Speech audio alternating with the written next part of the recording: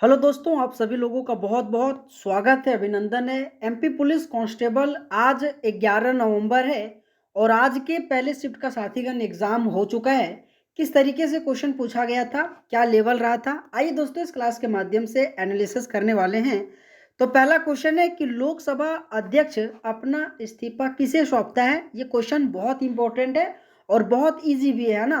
तो यहाँ पे याद रखिएगा कि लोकसभा की जो उपाध्यक्ष होता है ना, जिसे डिप्टी स्पीकर कहा जाता है, उन्हीं को लोकसभा अध्यक्ष अपना इस्तीफा सौंपता है, याद रखिएगा। लेकिन आपके एग्जाम में लोकसभा के संबंधित इंपॉर्टेंट आर्टिकल हमेशा क्वेश्चन पूछा जाता है। जैसे कि अगर मैं बात करूं आर्टिकल 79 जो आपके संसद से संबंधित है, कई बार क्वेश्चन पूछा जाता है, तो याद रखिएगा।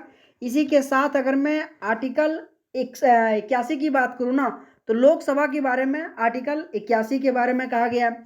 इसी के साथ अनुच्छेद 86 बहुत ही ज़्यादा इंपॉर्टेंट है। राष्ट्रपति का जो सदन होता है ना, सदन, उनको संबोधित करने का जो अधिकार है ना लोकसभा को, ये बहुत इंपॉर्टेंट है, याद रखिएगा, बहुत इंपॉर्टेंट है। इसी के साथ अगर मैं अनुच्छेद 93 की बात करूँ ना, अध्यक्ष एवं उपाध्यक्ष इन दोनों के चुनाव से संबंधित बहुत ही ज़्यादा इंपॉर्टेंट है।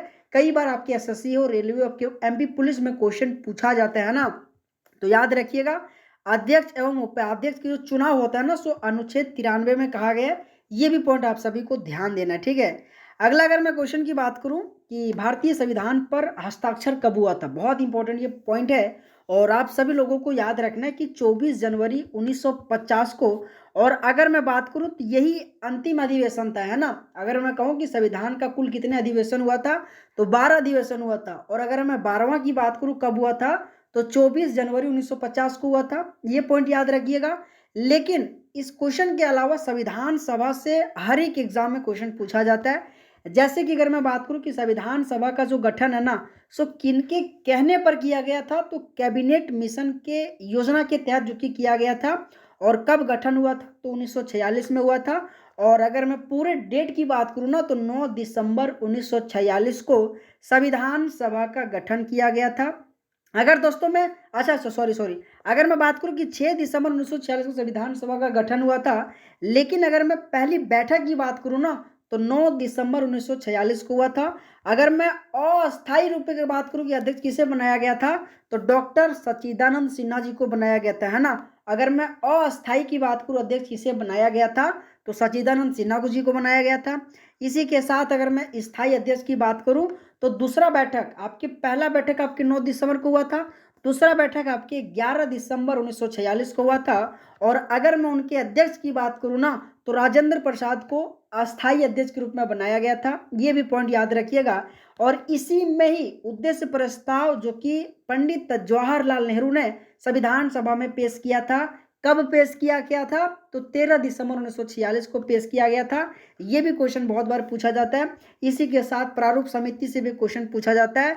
डॉक्टर भीमराव अंबेडकर की अध्यक्षता में प्रारूप समिति का गठन किया गया था और बहुत ही ज़्यादा इंपॉर्टेंट है, हमेशा प्रारूप समिति से क्वेश्चन आपके एग्जाम में पूछा जाता है। अगला अगर मैं क्वेश्चन की बात करूं कि ताप्ती जो नदी है ना, उनकी लंबाई कितनी है। मैं बार बार कह रहा हूं एमपी पुलिस में नदी से क्वेश्चन बहुत ज़्यादा पूछा जा रहा है दोस्त, आप जरूर पढ़ के जाइएगा, है ना।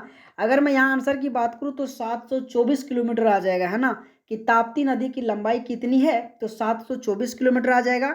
लेकिन इस क्वेश्चन के माध्यम से गंगा, अगर मैं बात करूं कहाँ पे उनका उद्गम स्थल है, तो गंगोत्री, जो कि आपके अगर मैं इनकी लंबाई की बात करूँ तो 2525 किलोमीटर मोस्ट इंपॉर्टेंट है, याद रखिएगा।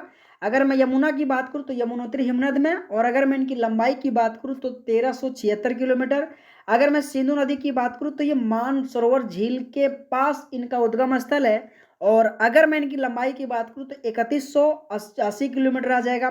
ब्रह्मपुत्र बहुत ही ज़्यादा इंपॉर्टेंट है, हमेशा क्वेश्चन पूछा जाता है। तो चमायूं डूंग हिमनद से जो कि इनका उद्गम स्थल है और 2900 किलोमीटर है। गोदावरी तिरमेकेश्वर नासिक से अगर मैं इनकी लंबाई की बात करूँ तो 1465 किलोमीटर है। इसी के साथ अगर मैं नर्मदा की बात करूँ तो ये अमरकंटक से उद्गम होता है। और अगर मैं नर्मदा की बात करूँ लेंथ, तो 1312 किलोमीटर होता है। तो ये सभी के सभी पॉइंट याद रखिएगा, आपके एग्जाम में क्वेश्चन पूछा जा रहा है। अगर दोस्तों आप सभी को क्लास अच्छा लग रहा है, तो यार कम से कम वीडियो को लाइक करके चैनल को जरूर सब्सक्राइब करना, इतना मेहनत लगता है आप सबके लिए, है ना। अगला क्वेश्चन है कि नर्मदा और ताप्ती नदी के बीच कौन सा पर्वत श्रेणी पड़ती है। मैंने बार बार कह रहा हूँ ना, नदी से क्वेश्चन पढ़ के जाइएगा क्योंकि क्वेश्चन आपके एग्जाम में पूछा जा रहा है। तो सतपुड़ा श्रेणी इस क्वेश्चन का राइट आंसर आ जाएगा, है ना, कि नर्मदा और ताप्ती नदी के बीच कौन सा पर्वत श्रेणी पड़ती है, तो सतपुड़ा जो कि श्रेणी इस क्वेश्चन का राइट आंसर आ जाएगा। अगला क्वेश्चन है कि वर्तमान में विधि आयोग के 23वें अध्यक्ष कौन है, ये भी क्वेश्चन पूछा गया था। और अगर मैं इस क्वेश्चन का आंसर की बात करूं तो यहाँ पे न्यायमूर्ति सेवानिवृत्त होने के बाद दिनेश महेश्वरी जो कि इस क्वेश्चन का राइट आंसर आ जाएगा। और क्या ऑप्शन दिया गया था, मैं आप सभी से रिक्वेस्ट करता हूँ, अगर आपने एग्जाम देने गए होंगे तो एक रिव्यू जरूर कमेंट बॉक्स में करिएगा, है ना, कि वर्तमान में विधि आयोग के 23वें अध्यक्ष कौन है, आप सभी को कमेंट करनी है। इसी के साथ अगला क्वेश्चन है कि अहिल्याबाई ने कहाँ पर शासन किया था। मोस्ट इंपोर्टेंट क्वेश्चन है, मैं आप सभी के लिए क्वेश्चन हिंदी और इंग्लिश दोनों में रख रहा हूँ। आप जिस भी लैंग्वेज से पढ़ना चाहते हो आराम से पढ़ो, है ना। अगर मैं बात करूं कि अहिल्याबाई ने कहाँ पे शासन किया था, तो मालवा साम्राज्य में किया था, जिसकी राजधानी कहाँ पे है, तो इंदौर है। ये पॉइंट याद रखिएगा, क्वेश्चन इंपॉर्टेंट है। इसी के साथ अगर मैं अगला क्वेश्चन की बात करूं कि मध्य प्रदेश में काट एवं दाज जो कृषि है ना, उसको क्या कहा जाता है, बहुत बेहतरीन क्वेश्चन है। और ये क्वेश्चन केवल आपके एमपी पुलिस में ही नहीं पूछा जाता है, आपके एसएससी हो, आपके रेलवे हो, बहुत बार काट एवं दाह से संबंधित बेवर या दहिया से हमेशा क्वेश्चन पूछा जाता है, तो याद रखिएगा, ठीक है। इसी के साथ अगला क्वेश्चन है कि केरल का प्रमुख नृत्य कौन सा है, बहुत बेहतरीन क्वेश्चन है। मोहिनीअट्टम एवं कथकली ये दोनों के दोनों क्लासिकल डांस है, ठीक है। क्लासिकल डांस जिसे शास्त्रीय नृत्य के रूप में जाना जाता है, लेकिन यहाँ पे कथकली के साथ मोहिनीअट्टम तो मैं रिविजन करा ही दूंगा, लेकिन थय्यम, इसी के साथ तिरुवातिरकली, और इसी के साथ चकारकूथू, कुडियाट्टम, ऑटम थुल्ला, और इसी के साथ कोलकाली, ये सभी के सभी इंपॉर्टेंट लोक नृत्य आपके केरल से संबंधित है। याद रखिएगा, क्वेश्चन आपके एग्जाम में हमेशा लोक नृत्य से क्वेश्चन पूछा जा रहा है हर एक शिफ्टों में। अगला क्वेश्चन है कि तमिलनाडु का एक लोक नाट्य कौन सा है, तो वहां पे तिरुकुत्तु इस क्वेश्चन का राइट आंसर आ जाएगा। लेकिन तमिलनाडु से संबंधित जो भरतनाट्यम है ना, आपके क्लासिकल डांस बहुत ही ज़्यादा इंपॉर्टेंट है, और भरतनाट्यम को ही सदिर के नाम से जाना जाता है। ये दोनों के दोनों पॉइंट याद रखिएगा। भरतनाट्यम से संबंधित कलाकार की बात करूँ तो रुक्मणी देवी अरुंडल आ जाएगा।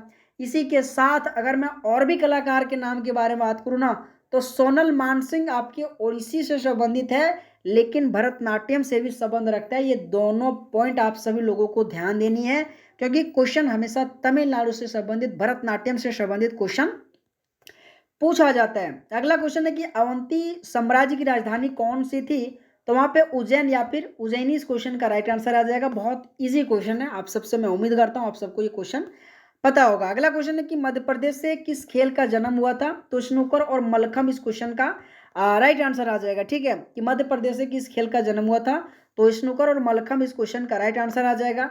अगला क्वेश्चन है कि विधानसभा अध्यक्ष को शपथ कौन दिलाता है, बहुत बेहतरीन क्वेश्चन है। तो मेरे दोस्त, विधानसभा जो अध्यक्ष को कोई शपथ नहीं दिलाती है, ये पॉइंट याद रखिएगा। तो ये सभी के सभी क्वेश्चन आज के आपके पेपर में पूछा गया था। तो मेरे दोस्त, आप सबको क्लास कैसा लगा, अगर आप सभी को क्लास अच्छा लगा होगा तो यार वीडियो को लाइक करके चैनल को जरूर सब्सक्राइब करना। मैं बार बार कह रहा हूँ, रिवर, इसी के साथ लोक नृत्य, इसी के साथ आप सभी को मेरे दोस्त जितने भी, चाहे शास्त्रीय नृत्य हो, चाहे इंपॉर्टेंट, आपके याद करके ही करके जाना है, क्योंकि क्वेश्चन पूछा जा रहा है, आपके आर्टिकल से संबंधित क्वेश्चन पूछा जा रहा है, तो यार ये सब याद करके आपको जाना पड़ेगा, ठीक है।